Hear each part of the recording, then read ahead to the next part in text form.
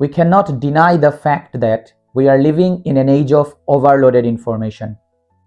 Facebook, Instagram, Twitter, যে কোনো মিডিয়াতে আমরা যতবার স্ক্রল করি অনেক অনেক তথ্য আমাদের চোখের সামনে চলে আসে।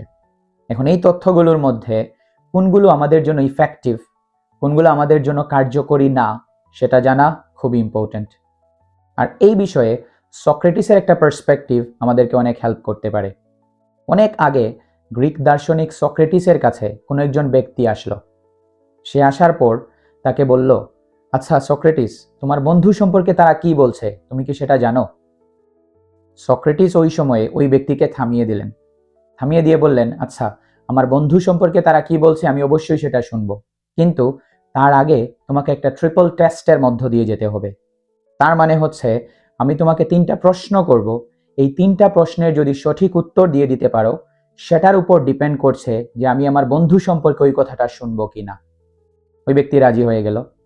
প্রথমে সক্রেটিস প্রশ্ন করলেন, আচ্ছা তুমি এই যে প্রশ্নটা অথবা যে তথ্যটা আমার বন্ধু সম্পর্কে আমাকে জানাতে চাচ্ছ সেটা কি 100% ট্রু, 100% সত্য?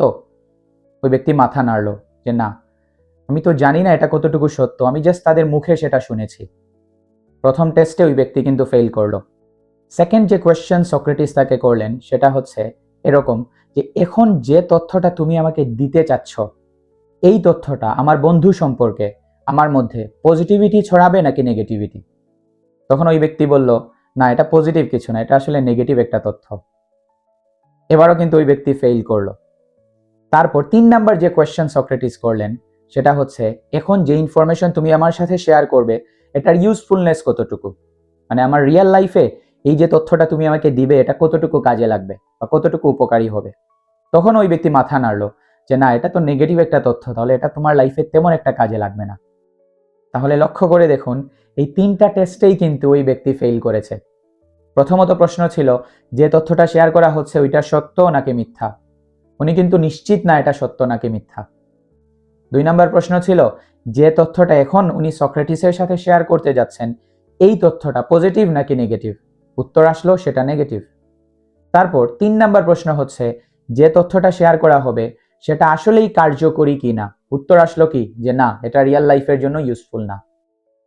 আজকের পর থেকে যে কোনো মিডিয়ায় যখন আমরা কোনো তথ্য জানতে যাব এই 3টা জিনিস যাতে অবশ্যই খেয়াল রাখি।